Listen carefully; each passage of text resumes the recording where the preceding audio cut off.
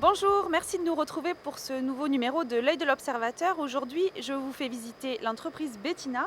C'est une entreprise qui a plus de 60 ans et qui a réussi à se renouveler au moment de la crise sanitaire. Je vais tout vous expliquer. Suivez-moi.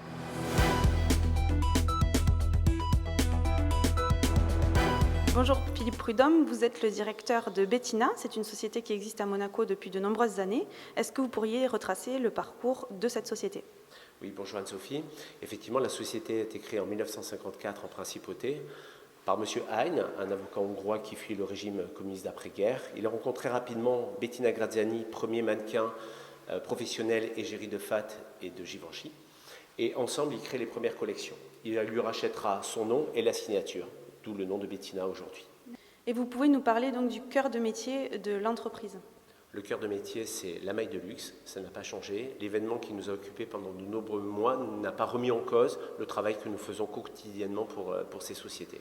Donc vous travaillez avec de nombreuses maisons françaises de haute couture en fait ? Oui, nous travaillons avec deux maisons principales de mailles de luxe, enfin de luxe, pour lesquelles nous développons et nous fabriquons des pièces en maille.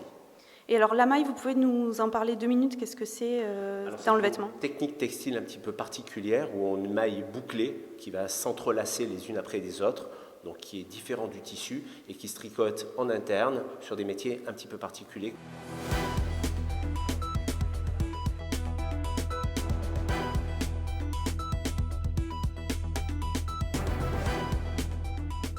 Pendant cette crise assez particulière, vous avez décidé de modifier un peu votre chaîne de production et vous avez réussi à tirer votre épingle du jeu, j'ai envie de dire.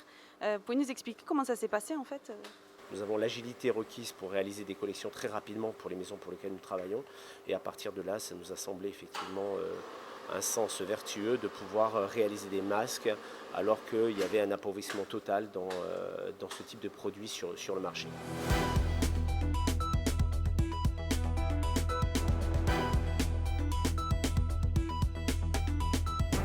Alors là, on est sur l'atelier d'assemblage des masques.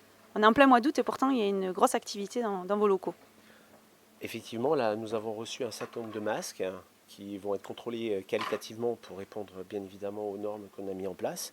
Puis nous allons commencer à faire des transferts dans lesquels nous allons insérer le nom de la société, le nom du masque, sa composition et la norme mise en place par la DGA. À partir de là, nous allons pouvoir également mettre une logotisation, puisque nous sommes capables de logotiser tous les masques que nous produisons. Ensuite, Parce que vous proposez des masques en fait aux entités publiques, aussi aux entités privées. tout à fait. Nous avons créé des masques avec des logos différents pour différents types d'activités, comme dans la restauration, le bâtiment public, les hôtels, et puis un certain nombre d'institutions, comme vous le soulignez. On voit là le dernier masque en date pour les sapeurs-pompiers. Et donc il a une particularité, ce masque, c'est qu'en plus, nous avons pu mettre à l'intérieur le nom de chacun des pompiers qui va le porter.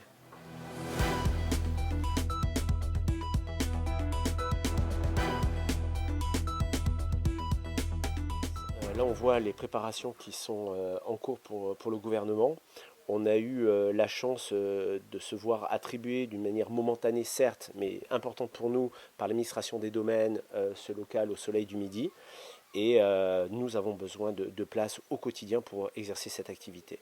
Il faut savoir que durant le mois d'août, on a environ 24 CDD que nous avons embauchés qui vont travailler sur l'assemblage du masque et les préparations de commandes pour réaliser les envois nécessaires pour les différentes entreprises et institutions qui sont demandeuses aujourd'hui.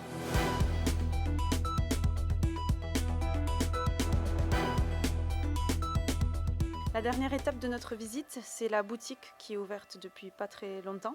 Et vous avez, dès son entrée, mis un peu une rétrospective des événements qui vous ont amené à la création de cette boutique finalement.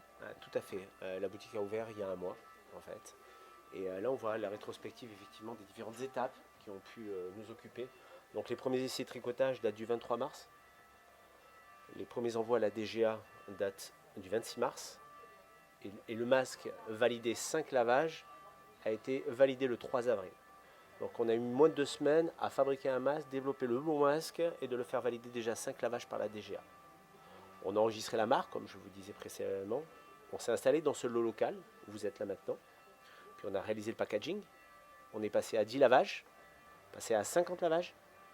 Puis on s'est installé dans le local numéro 2 juste à côté.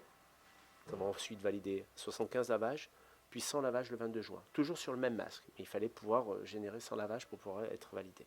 Et on a ouvert la boutique le 30 juin. Et vous avez reçu déjà la visite de hautes autorités monégasques, notamment le souverain. Alors la plus haute autorité, notre souverain, ici dans le local, en train de discuter avec le colonel Varro qui nous a apporté une aide très précieuse dès le début et sur lequel nous avons pu compter sur toute la mise en place notamment des gestes barrières et des gestes à ne pas faire. Voilà. Et puis on voit ici devant nos machines à tricoter et puis bien évidemment avec un masque. Ce masque a été brodé par une de notre personnel qui a été brodé à main pendant une nuit entière. Et à Monaco, on voit beaucoup de personnes porter des masques Bettina aussi parce qu'il y a eu des dons qui ont été effectués. Alors beaucoup de dons ont été effectués, notamment à des œuvres caritatives, que ce soit ou à Monaco ou dans les Alpes-Maritimes. Ça a permis notamment d'équiper les personnes vulnérables et les personnes avec peu de revenus et se protéger évidemment eux aussi de cet événement. Bon, mais Monsieur Prudhomme, on vous remercie beaucoup pour cette visite et puis on vous souhaite bonne continuation dans votre activité. Anne-Sophie, merci à vous, merci pour nous avoir rendu visite et pour tout ce reportage.